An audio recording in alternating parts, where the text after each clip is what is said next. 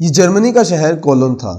جہاں 2006 کے فٹ بال world cup کی رونقیں برپا تھیں۔ اس ورلڈ کپ کے کھلاڑیوں اور تماشائیوں کے حسن ذوق اور تسکین تعیش کے لیے دنیا بھر سے ہر رنگ، عمر، نسل اور جسمانی تناسب والی خواتین لائی گئیں۔ ان کی تعداد تقریباً 40,000 تھی۔ ان سمگل شدہ جسم فروش عورتوں سے کولن شہر کے بیچوں بیچ ایک 12 منزلہ کوبہ خانہ یا جسم فروشی کا اڈا آباد کیا گیا جس کا نام پاسچا تھا۔ اس کوبہ خانے کا شاندار افتتاح ورلڈ کپ کے آغاز والے دن 9 جون 2006 کو کیا گیا۔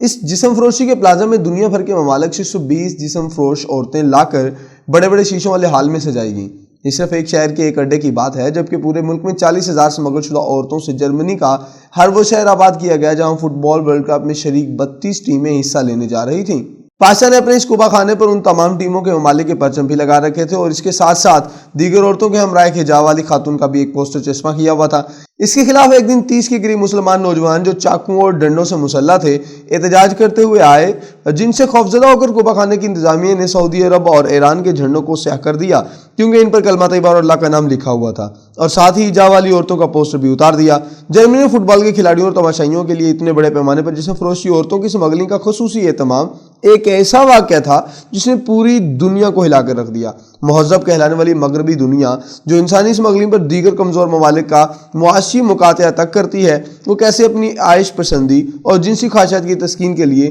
دنیا بھر کی عورتوں کو بلا کر ایک ماہ کے لیے بازار سجاتی ہے۔ اس واقعے کے بعد پوری دنیا میں کھیلوں کے عالمی مقابلوں اور جسم فروشی کے بازاروں کے تعلق پر لاتعداد عالمی تحقیقات شروع ہوئیں، یہاں تک کہ امریکہ کی یونیورسٹی آف نیبراسکا نے اس باہمی تعلق پر ایک عالمی کانفرنس بلائی جس میں امریکہ کے ایوان نمائندگان کی عالمی تعلقات کی کمیٹی کی ایک تفصیلی رپورٹ پیش کی گئی جس کا عنوان تھا جرمنی ورلڈ کپ کے جسم فروشی کے اڈے، 40,000 عورتیں اور بچے انسانی سمگلنگ کی وجہ سے استحصال خطرے میں۔ اس کے علاوہ نارتھ ویسٹرن یونیورسٹی کے اسکول آف لاء کے سنجیدہ میگزین میں 2008 میں اینی میریٹیولا نے جرمنی کے فٹ بال ٹورنامنٹ میں جنسی سمگلنگ کو بنیاد بنا کر دنیا بھر میں منعقد ہونے والے کھیلوں کے مقابلوں کا جنسی سمگلنگ کے ساتھ تعلق کا جائزہ لیا، اور وہ اس قدر بھیانک نتائج سامنے لائی کہ جن کے مطابق کھیلوں کے یہ بڑے بڑے مارکے جب کسی ملک میں سجائے جاتے ہیں تو جہاں ہوٹل اور ٹورازم انڈسٹری کی چاندی ہوتی ہے، وہاں نہ صرف یہ کہ اس ملک میں موجود جسم فروش عورتوں کا کاروبار چمکتا ہے بلکہ دنیا بھر سے عورتوں کو وہاں لانے کے لیے جنسی سمگلنگ کا دھندا بھی ہوتا ہے۔ اس رپورٹ میں یہ خوفناک انکشاف بھی ہوا کہ یورپ کے 5 ممالک ایسے ہیں جہاں سارا سال دنیا بھر سے عورتیں جسم فروشی کے لیے سمگل کر کے لائی جاتی ہیں۔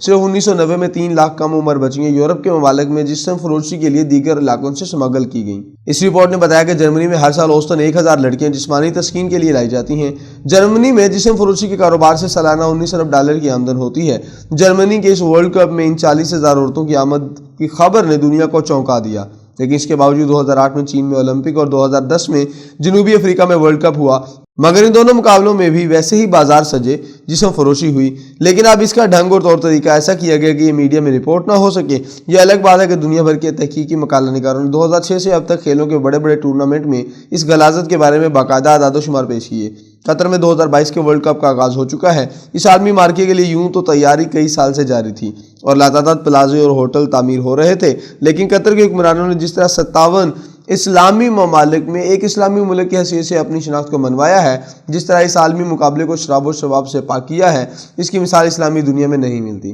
پڑوس میں دبئی ہے جس میں اگر ایسی کوئی تقریب نہ بھی ہو تو پھر بھی آپ کو وہاں پر ہر سامان تعیش میسر آئے گا، یہاں تک کہ ایئرپورٹ میں کھانوں کی سجی میز کے بیچوں بیچ لحم الخنزیر یعنی سور کا گوشت کی چٹ بھی نظر آئے گی۔ اس کے بالکل برعکس قطر میں فٹ بال کے اس ٹورنامنٹ میں پہلا اہم حکم نامہ 13 اپریل 2022 کو سیکیورٹی کے سربراہ عبداللہ نصری نے اس وقت جاری کیا جب اسے کہا گیا کہ اسٹیڈیم میں ایک سٹینڈ ہم جنس پرستوں کے لیے بھی مخصوص کیا جائے اور وہاں ان کا پرچم لہرایا جائے۔ نصری نے انکار کر دیا، جس پر انگلینڈ کی مشہور ٹیم 3 لائنز نے بائیک آؤٹ کا اعلان کیا، جس پر قطر کی حکومت نے جواب دیا کہ آپ نے اگر ہم جنس پرستی کا پرچار کرنا ہے تو اس معاشرے میں جا کر کہیں جہاں یہ قابل قبول ہے۔ آپ قطر میں ایسا کر کے پورے معاشرے کی توہین نہیں کر سکتے۔ اگر کسی نے اسٹیڈیم میں ہم جنس پرستی کا جھنڈا لانے کی کوشش کی تو ہم اس سے جھنڈا چھین لیں گے، کیونکہ ہمیں ڈر ہے کہ دیکھنے والے غصے میں اس پر حملہ نہ کر دیں۔ ٹورنامنٹ کے آغاز تک فیفا کے منتظمین اور قطر کی حکومت کے درمیان بحث چلتی رہی کہ ورلڈ کپ کے دوران شراب کی خرید و فروخت ہو سکتی ہے، لیکن کل قطر کی حکومت نے عین آغاز سے ایک دن پہلے یہ فیصلہ کیا ہے